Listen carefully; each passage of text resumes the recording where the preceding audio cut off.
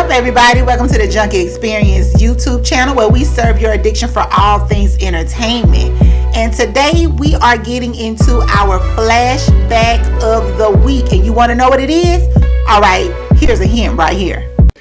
Sit your $5 ass down before I make change. Yes, we are going to be talking about the 1991 crime drama, New Jack City.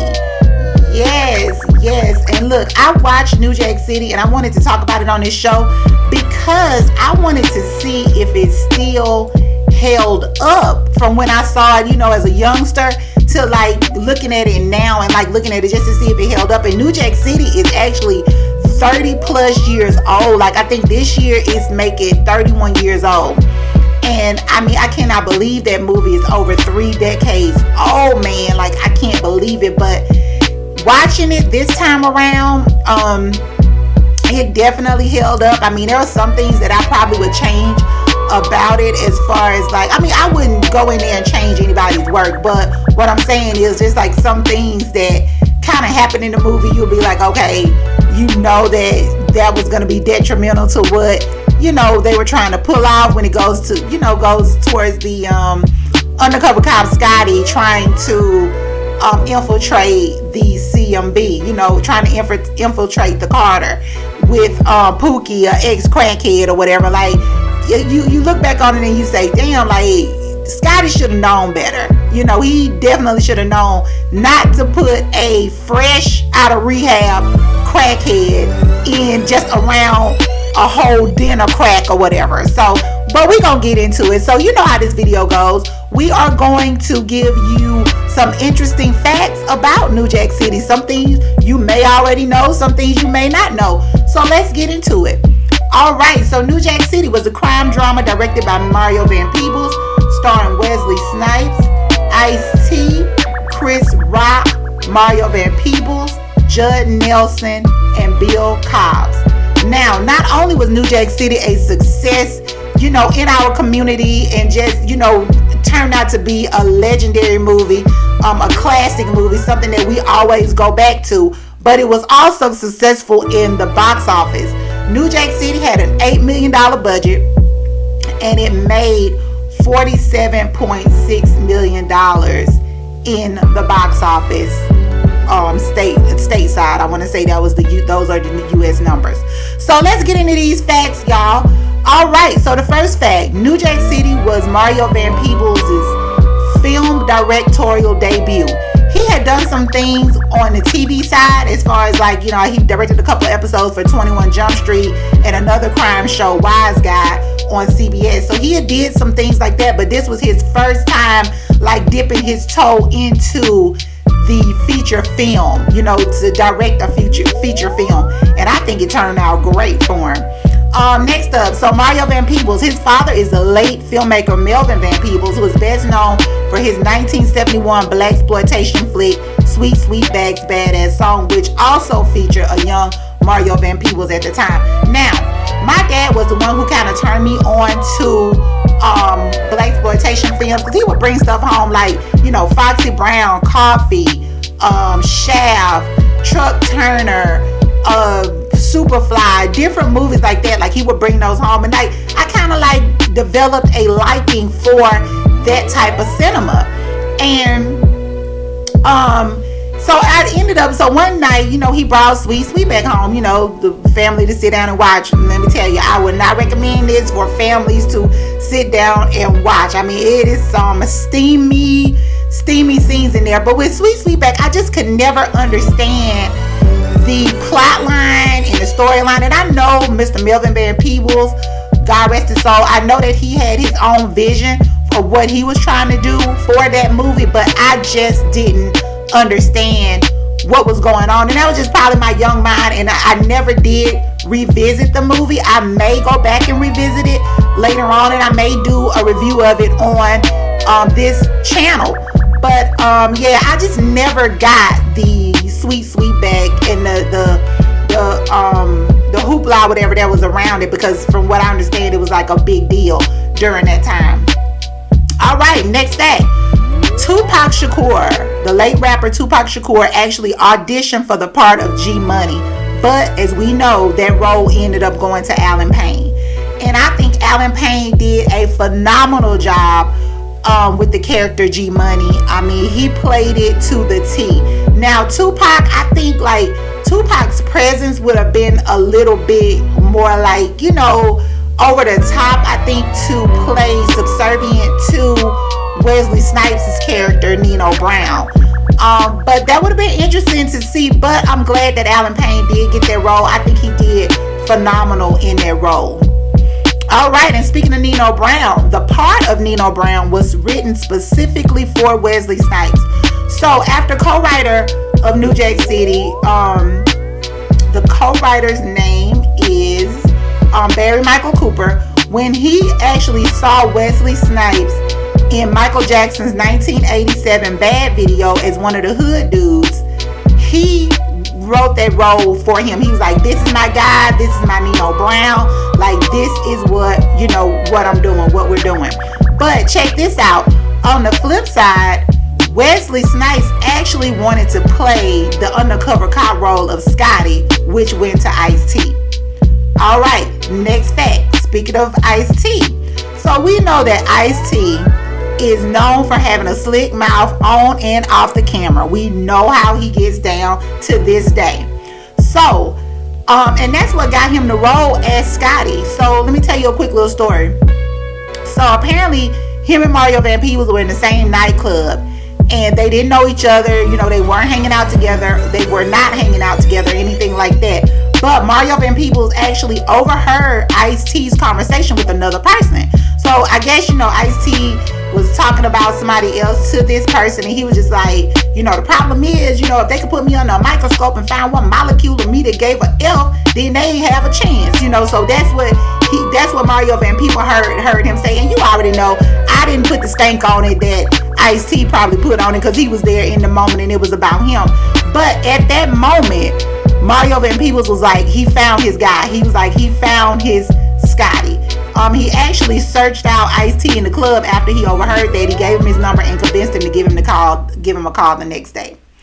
So, next fact, Ice-T did give Mario Van Peebles a call, but he did not want to play the cop. So I'm assuming he probably would have rather the role of Nino Brown, and, you know, Wesley wanted the role of the undercover cop, which would have been flipped, which would have been crazy. But, you know, I think either one would have worked though, but still, Wesley Snipes in the Nino Brown role is unmatched. But anyway, Ice-T said that he did not want to play a cop. It went against everything that, you know, him being a gangster rapper or whatever at that time, it went against everything that he stood for. He told his family and his friends, you know, that he got offered a movie role, but he had to play, quote unquote, the man. So once he told him, he's like, you know, I got this movie role or whatever, like I gotta play a cop, they showed him support. Like, his people actually supported him. And, you know, when he found out that his folks were going to support him, because I'm like, they probably was like, hell yeah, like, get that check. Like, get that check. So he was just like, you know, where do I sign up? Like, he just gave him his information. So the rest is history. He ended up playing Scotty. Next fact. So Judd Nelson, who played street cop Nick Peretti, on his first day of work, so his first day of filming, the film security guards, I guess somebody must have not given him the paperwork or whatever, because they were from the Nation of Islam and they would not let Judd Nelson on set. Like, they was just like, they refused to let the white boy on set. Man, that was crazy. So Nelson had to find a payphone. Remember, this is like 1990, 1991 or whatever. Had to find a payphone and call the production office, and that was the only way that he got in. I was like, wow. Like I say, somebody didn't have the right paperwork or something. Alright, so the next fun fact is that Chris Rock, believe it or not, was not the first choice to play Pookie. What? Can you even imagine Chris Rock not being Pookie? Every time we see him, he is Pookie to us. Like, Chris Rock is just Pookie. He's gonna always be Pookie to me. But anyway, yeah, Chris Rock was not the first choice to play Pookie. Guess who was though? Martin Lawrence. Martin Lawrence was originally offered the role of Pookie, but during the time that he was offered and right before filming was to start, comedian Robin Harris, who was and we know Robin Harris from House Party, played Kid's father in House Party, and I mentioned him in my House Party flashback video. But he was Martin Lawrence's mentor. So at that time, Robin Harris passed away, and Martin actually took Robin's death really, really hard. And with, everything, the grief that he was going through, he decided to turn down the role of Pookie. So that was the only way that Chris Rock got the role, because if you talk to the casting directors, and I want to say the casting directors mentioned that Chris Rock did not have a good audition. Like, his audition was, I'm not going to go as far to say it was trash, but Martin was the one who blew them away. They say Martin had everybody in there on the floor rolling, just laughing or whatever. But like I said, they just didn't pan out for him to play Pookie, and that role actually went to Chris Rock. So next up, 5 days before New Jack City was to hit the theaters, Rodney King was brutally beaten in Los Angeles, and it was televised to the world.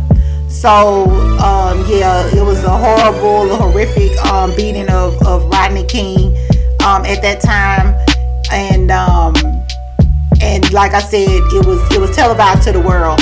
And New Jack City was, and it caused all types of riots, y'all. Like that. If you don't know, like if I got some youngins on here who don't know about the Rodney King beating or whatever, I'm pretty sure it's just a quick Google search. But that caused a bunch of riots and just a lot of chaos, and not just in Los Angeles, because the Rodney King beating happened in Los Angeles, but it carried over into other cities. So, with the whole thing about the police brutality and things like that. So, but with that being said, New Jack City, by it being like a crime drama and, set in an urban setting with a mostly black cast, it was cited for causing acts of violence and riots in New York City and LA. And it was pulled from some theaters because of that. But even though it was pulled from some theaters because of that, it still ended up being a major hit, and like I said, the classic that it is today. And finally, the final fact about New Jack City is that a few years ago, Barry Michael Cooper, who co-wrote New Jack City, in an interview, he stated that a prequel and a sequel to New Jack City had been written. Now, he did this interview back in 2016, and he definitely teased us with this prequel and this sequel. And he said the prequel is like where we will find out, that Nino's real name is actually Nicholas Brown, and we would discover what led to little Nicholas's life into crime. Man, let me tell you something. I would want to see that so badly. I wish that a studio or some production company would pick it up to make it. Now, I would want to see the prequel more than I would want to see the sequel, because I'm just thinking about like what would the sequel look like. We know Nino Brown was, shot dead by Bill Cobbs' character in the courthouse, after the verdict was rendered, and he was found, not to be going to serve that much time or whatever, because he had cooperated. But where would we go after that, with a sequel? Because Nino Brown is gone. Almost everybody of the CMB, the Cash Money Brothers, was gone. The Dutta Man, Vanessa Williams' character, Keisha, G Money, everybody was pretty much gone. So yeah, those are the facts. But I'm telling you, I do want to see this prequel. So Mr. Barry, if you can get with somebody and y'all can make that happen, I'm like, yes, let's make that happen. But that is the end of my facts about New Jack City. I want to thank you guys for listening. Thank you for your comments. Thank you for watching. Thank you for liking the videos. I just want to thank you for everything. And until next time, bye, junkies.